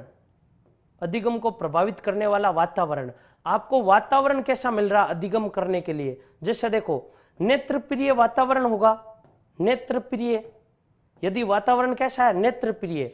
यदि वातावरण कैसा है, प्रदूषित रहित, प्रदूषित रहित। और यदि वातावरण कैसा है, वातावरण कैसा है, अनुकूल है, प्रतिकूल नहीं, अनुकूल है। यदि आप जिस वातावरण में रहते हो वो वातावरण आपके लिए अनुकूल है, जिस वातावरण में रहते हो वो प्रदूषण रहित है, और जिस वातावरण में रहते हो वो वातावरण यदि नेत्र प्रिय है तो अधिगम ज्यादा होगा या कम होगा, ज्यादा होगा। और यही यदि उल्टा हो जाता तो अधिगम क्या होगा, कम होगा। इसका मतलब ये क्या है, अधिगम को प्रभावित करने वाले कारक है। इसके बारे में अधिगम को प्रभावित और भी ऐसे कारक है जो अधिगम को प्रभावित करते हैं। जैसे नंबर 4, जब भी आप नवीन ज्ञान प्राप्त करने की कोशिश करते हो तो इस नवीन ज्ञान को प्राप्त करने में जो व्यक्ति का जो पूर्व ज्ञान होता है वो पूर्व ज्ञान हमेशा प्रभावित करता है। नवीन ज्ञान प्राप्त करने में पूर्व ज्ञान हमेशा प्रभावित करता है। यानी मान लो आज आप पहली बार अधिगम पढ़ रहे हो और इससे पहले आपने कभी अधिगम का शब्द ही नहीं सुना है, तो इसका मतलब नवीन ज्ञान प्राप्त कर रहे हो पहली बार। तो बताओ नवीन ज्ञान प्राप्त कैसा होगा, उसमें थोड़ी बहुत दिक्कत आएगी आपको। क्यों, क्योंकि इसका पूर्व ज्ञान नहीं है। और यदि यही अधिगम आपने पहले पढ़ रखा है और इसको पुनः पढ़ रहे हो तो अधिगम कैसा होगा, अच्छा होगा। इसका मतलब नवीन ज्ञान यानी अधिगम को पूर्व ज्ञान भी प्रभावित करता है, पूर्व ज्ञान भी अधिगम को क्या करता है, प्रभावित करता है। इसके अलावा जैसे अधिगम का 5 क्रम नंबर 5 या अधिगम को प्रभावित करने वाला कारक नंबर 5, विधियां। अधिगम आप जिन विधियों से कर रहे हो वो विधियां भी अधिगम को प्रभावित कर रही है। जैसे देखो विधियां जितनी मनोविज्ञान पर आधारित होगी, विधियां जितनी किस पर आधारित होगी, मनोविज्ञान पर आधारित होगी, अधिगम उतना ही ज्यादा होगा। विधियां जितनी क्रिया पर आधारित होगी, क्रिया करने की कोशिश कर रहे हो तो अधिगम उतना ही क्या होगा, ज्यादा होगा। तो ये अधिगम के ऐसे अनेक कारक हैं जो अधिगम को प्रभावित करते हैं। इसके अलावा अधिगम को प्रभावित करने वाले कारकों में और भी है। जैसे अधिगम को मानसिक विकास, अधिगम को मानसिक विकास, प्रभावित करता है। अधिगम को मानसिक विकास क्या करता है? प्रभावित करता है। इसका अर्थ यह है कि प्रत्येक व्यक्ति का मानसिक विकास अलग अलग होता है और अलग अलग रूप में होता है। यदि किसी व्यक्ति का मानसिक विकास अच्छा है तो मानसिक विकास अच्छा हो रखा है तो अधिगम उतना ही प्रभावित होगा, और यदि किसी का कम है तो अधिगम उतना ही प्रभावित होगा। अब देखिएगा, इसके अलावा कुछ महत्वपूर्ण बातें अधिगम से संबंधित। परिपक्वता, देखो आपको आरंभ में यह बताया था, परिपक्वता के कारण व्यवहार में आए परिवर्तन को अधिगम नहीं कहते हैं। पहली बात, परिपक्वता के कारण व्यवहार में जो भी परिवर्तन आता है, व्यवहार में जो भी परिवर्तन आता है, ये देखिएगा, ये भी परिपक्वता भी अधिगम को प्रभावित करने वाला कारक है। तो परिपक्वता के कारण व्यवहार में जो भी परिवर्तन आता है वो परिवर्तन अधिगम नहीं कहलाता है। ये बात सत्य है। क्यों? क्योंकि इसके कारण जो भी व्यवहार में परिवर्तन आता है वो अस्थायी आता है। लेकिन दूसरा याद रखिएगा, बिना परिपक्वता के कभी अधिगम नहीं होता है। इन दो बातों में अंतर है। बिना परिपक्वता के अधिगम नहीं होता, बिना परिपक्वता के अधिगम संभव नहीं है। अधिगम संभव नहीं है। इसका अर्थ यह है कि जैसे देखो, आप किसी छोटे बच्चे को बैठाओ, इस बच्चे की आयु कितनी? इस बच्चे की आयु मान लो 10 वर्ष है, और इसको आप तैयारी करवाओ आरएस की, और अभी से इसके हाथ में आरएस की किताबें दे दो और इसको कहो कि तुझे आरएस बनना है और इसके लिए ये किताबें पढ़।